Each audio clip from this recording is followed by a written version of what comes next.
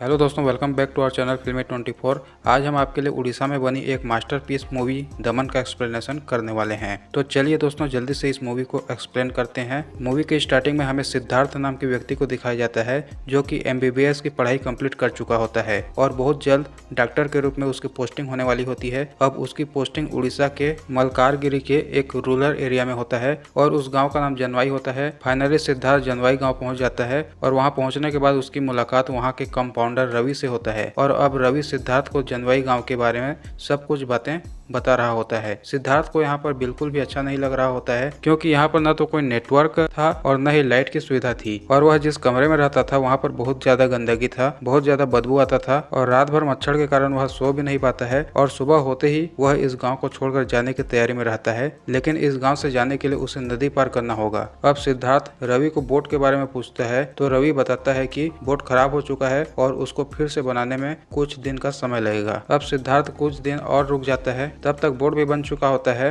तो सिद्धार्थ अब यहाँ से जाने लगता है। इसके बाद उस बोट में सिद्धार्थ एक आदमी को देखता है जिसकी बच्ची बीमार होती है और वह उसकी इलाज कराने के लिए कहीं बाहर ले जा रहा था। तब सिद्धार्थ की इंसानियत जागती है और वह उस बच्ची को चेक करता है तो उसे पता चलता है कि उसे बहुत तेज बुखार है। अब सिद्धार्थ उस बोट से उतरकर वापस जनवाई गाँव चला जाता है और उसके साथ वो आदमी भी अपने बच्ची को लेकर वापस आ जाता है और उस बच्ची को ठीक कर देता है। इस गाँव में ऐसे कई सारी बीमारियां होती रहती है, लेकिन सही तरीके से ट्रीटमेंट नहीं होने के कारण से लोगों की मौत हो जाती है और इस गांव में अंधविश्वास बहुत ज्यादा होता है। यहाँ के लोग किसी बीमारी को ठीक करने के लिए कई तरह के बाबा या फिर झाड़ फूक का सहारा लेते हैं, क्योंकि यहाँ पर कोई डॉक्टर नहीं होता है और कोई आ भी जाता है तो वह यहाँ की गंदगी से परेशान होकर के वापस चला जाता है। अगले दिन में एक लड़की को सांप काटा होता है और उसको एक बाबा के पास लेकर जाते हैं। बाबा उसे 150 बार नहाने के लिए कहता है और अंत में उस लड़की की मौत हो जाती है। इस सब के बारे में सिद्धार्थ को पता चलता है तो उसे बहुत बुरा लगता है। अब सिद्धार्थ एक अधिकारी के पास चला जाता है और वह उसे एक टीम की मांग करता है, लेकिन अधिकारी को इन लोगों से कोई लेना देना नहीं रहता है और वह सिद्धार्थ को कहता है कि यहाँ पर नक्सली आते जाते रहते हैं और वह गवर्नमेंट के लोगों को मार देते हैं, तुम भी यहाँ से चले जाओ। इसके बाद सिद्धार्थ फिर से गाँव वालों को ट्रीटमेंट करने में लग जाता है और एक दिन नक्सली गाँव में आ जाते हैं और सिद्धार्थ को कहते हैं कि वह यहाँ से चला जाए। इसके बाद सिद्धार्थ भी इस गाँव को छोड़कर हमेशा के लिए चला जा रहा होता है। तभी सिद्धार्थ को पता चलता है